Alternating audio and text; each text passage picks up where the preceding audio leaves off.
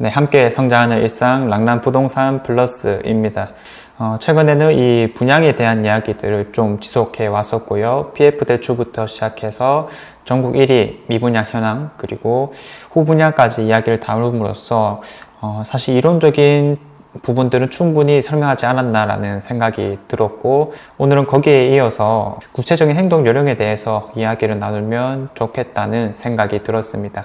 자, 그래서 이런 행동으로 당장 해볼 수 있을 만한 게 어떤 부분이 될 수 있을까? 지금 시기를 또 놓치게 되면 많은 분들이 또 그냥 흘러갈 가능성이 높다라고 판단이 들었기 때문에 제목처럼 지금이라도 구축을 좀 파는 게 맞지 않을까 라는 내용을 한번 준비해 보게 되었습니다. 부동산을 바라볼 때 많은 분들이 이 상승과 하락이라는 키워드에 좀 초점이 맞춰져 있습니다. 그래서 질문하시기를 이번 연도에 좀 상승을 할까요? 어떨까요? 혹은 더 떨어지지 않을까요? 이런 막연한 질문들을 많이 하시는데, 제가 이제 부동산 수업도 하고 또 상담을 진행하면서 그리고 이런 유튜브들을 찍게 되면서 매일 부동산 동태를 좀 살피고 있는데, 이런 아파트 단지별로 시세들을 하나씩 확인해 보면 입지마다 그리고 단지마다 너무나 큰 차이가 있다라고 볼 수가 있겠습니다. 물론 지금 시장에서는 우리가 대세 하락이라는 것은 어느 입지나 피할 수 없는 상황이긴 하지만은,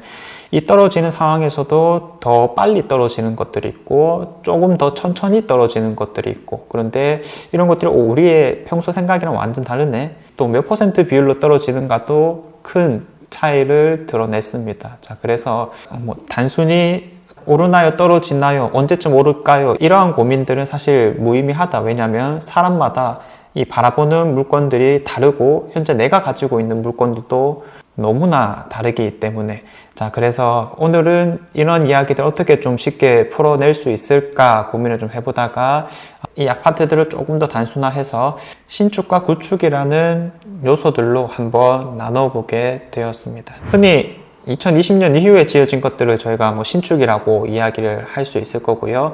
2000년대 아래에 지어진 것들, 90년대, 80년대 이런 것들이 있죠. 그런 것들이 이제 구축급이다라고 이야기를 해볼 수가 있겠습니다. 자, 그래서 이 두 개의 현재 흐름을 놓고 보았을 때 저는 병에 걸린 사람이다라는 표현을 참 많이 씁니다. 나이가 드신 분이 있고 젊은 사람이 있다라고 했었을 때 어떤 치명적인 병에 걸린 거예요. 그 병이 전이되는 속도는 누가 더 빠를까라고 묻는다면 아무래도 생체 리듬 이런 것들이 젊은 사람이 훨씬 빠르기 때문에 그 증상이 빠르게 나타난다. 그리고 이제 상대적으로 나이 드신 분들은 아무래도 이 생체 리듬이 또 빠르지 않기 때문에 병이 전이되는 속도 자체는 느리지만은 좀 더 치명적일 수는 있다. 이러한 방금 예시들이 아파트에도 그대로 나타나고 있는 경향이 분명하게 있습니다. 자, 예를 들어서 지금 금리나 공급이라고 하는 것들도 일종의 병이라고 이야기를 해볼 수가 있을 건데, 금리 공급 상황에 맞춰서 빠르게 가격이 하락한 곳이 바로 신축 아파트였었습니다, 실제로. 그에 반면에 구축 아파트들은 거래가 안 되는 현상은 동일했지만은 이 가격이 빠지는 속도가 빠르지 않았고 분명히 차이가 났다. 그런데 여기서 우리가 한 가지 주목해 봐야 되는 것은, 느리긴 했지만 구축 아파트의 하락률이 이 신축 아파트 하락률을 거의 다 따라왔다라고 보여지는 것들이 상당히 많아졌고요. 앞으로는 더더욱 심화될 가능성이 높다. 자, 그래서 우리가 이걸 보고 신축과 구축의 시간은 다르게 흘러간다라는 것을 분명하게 인지할 수가 있을 건데, 자, 그러면 우리가 항상 고민해 봐야 되는 것은, 사실 모든 영원한 것은 없다라고 가정을 했었을 때 이 하락 흐름 다음에 나타날 시장에서는 어떤 변화들이 또 예상이 되는 것인가 라는 부분입니다. 자, 그래서 우리가 간단하게 시나리오를 써보면은 하락 흐름이 얼마나 이어질지는 아주 명확하게 이야기할 수는 없겠지만, 그 다음 시장은 보합장이라거나 혹은 상승장, 완만한 상승장이 될 수가 있을 것이다. 대략 이런 흐름들이 가장 대표적이다라고 볼 수가 있는 건데, 그 두 가지 시나리오 하에서 신축과 구축 중에 우리가 무엇을 뚫고 있는 게 맞을까라고 묻는다면 단연코 구축은 아니고 신축 아파트다라고 이야기를 해볼 수가 있겠습니다. 자, 그래서 오늘 이제 제목에서 쓰여 있던 것처럼 구축 아파트는 지금이라도 파는 게 맞다. 물론 거래될 가능성이 분명히 또 낮긴 하겠지만은 가격에 대한 것들을 조금 내려놓고 물건을 매도하는 게 사실상 좀 더 현명하지 않을까 싶습니다. 자, 물론 이러한 이유들 말고 다양한 것들이 있습니다. 크게 한 4가지 정도로 잡아봤는데, 첫 번째, 앞서 말씀드렸던 것처럼 앞으로는 신축급들보다는 구축의 하락 흐름이 더더욱 클 가능성이 높아졌다. 데이터적으로 이제 말씀을 좀 드리는 거고요. 자, 그리고 우리 대구 같으면은 사실상 분양이 전면 중단되었죠. 사실 대구뿐만 아니라 전국에 있는 모든 지역들이 거의 분양을 좀 막으려고 하는 추세들이 강하게 작용될 겁니다. 왜 그러냐면 전국적으로 이 미분양 세대들이 계속 늘어나고 있기 때문에. 그래서 이제 2008년, 2009년 이런 글로벌 경제 위기 때도 미분양들이 정점을 찍었던 게 한 13만 호 정도까지였었거든요. 그래서 이번 시장에서도 10만 호까지는 무난하게 가지 않을까라고 예상이 되기 때문에 이런 분양을 막는 것들이 가장 원천적이면서도 기본적인 대응 방식이다라고 볼 수가 있겠습니다. 자, 그렇다면은 지금 당장은 이 분양들이 많긴 하지만은 결국 시간이 지났을 때 우리가 신축 아파트를 볼 때에도 결국 시간이 지나면 입주 물량들은 잡히는 경향들을 늘 확인을 했거든요. 시간이라는 것은 분명히 변화를 가져온다라는 측면에서 신축들도 특히 특정 입지들의 신축급 아파트들은 정말 우리가 찾아보기 힘들 가능성이 높아졌는데 그런 상황에서는 신축이 자연스럽게 귀해질 수 있다라고 하는 거고요. 자, 또 한 가지 무엇이냐면은 결국 이제 이러한 분양을 막는 것들도 언젠가는 또 풀리겠구나라는 측면에서 후분양들이 늘어날 가능성이 상당히 높아졌습니다. 지금 분양하고 있는 단지들이 선분양을 하지 못하게 대구시에서 막아버렸다 보니까, 그리고 이건 전국적으로 또 비슷한 흐름이 만들어질 가능성이 높다라고 보기 때문에 일단은 좀 지어놓고 분양을 해보자라고 하는 곳들이 분명히 많겠죠. 그런데 이제까지 우리 후분양들이 실패했던 이유 중 한 개가 뭐냐면은 단순히 후분양이라서 실패했다라기보다는 비싸니까 실패를 했는 거거든요. 정말 이제 6개월 이내에 내가 이사를 들어가야 되는 건데 지금 내가 살고 있는 집도 안 팔리는 상황에서 그런 비싼 곳들을 계약하려고 하는 사람들이 있을까? 그런 용기가 있는 사람들이 적다라고 하는 겁니다. 자, 그래서 이제까지 후분양들은 실패한 경향들이 분명 있었지만은 앞으로의 후분양이라고 했었을 때는 적절한 금액에 나올 것이다 라는 가정하에서는 다시 한 번 더 주목할 필요성도 있다고 보여집니다.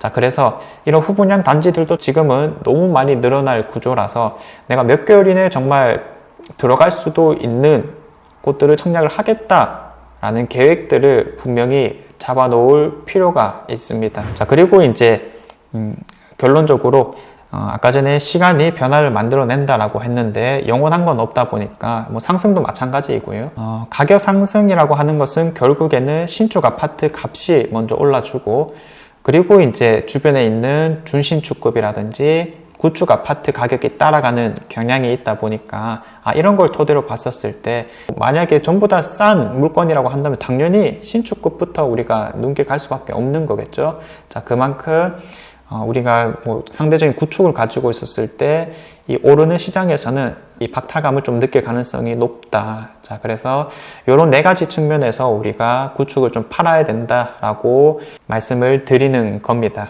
자, 그래서 이런 얘기를 했었을 때 이제 보통 이제 예상되는 말로는 많이 떨어졌는데 어떻게 파냐라는 부분과 그리고 안 팔리는데 어떻게 파냐 이렇게 대부분 말씀하시는데 보통 안 팔리는 이유는 명확합니다. 팔리지 않는 가격을 형성하고 있기 때문이거든요. 지금은 이 매도자보다는 매수자가 너무 우위인 시장이기 때문에 철저하게 매수자 입장에서 한번 판단을 해보자면 그냥 제일 싼 것을 찾습니다. 내가 그 아파트에 관심 있다 하더라도 제일 싼 것들 위주로 임장을 다닌다거나 하기 때문에 적어도 단지 안에서는 가장 싼 매물을 만들어 놓아야 된다. 그리고 보통 아파트 단지라면 특히 90년대식 아파트라면 주변에 경쟁이 되는 비슷한 단지들이 또 많을 거거든요.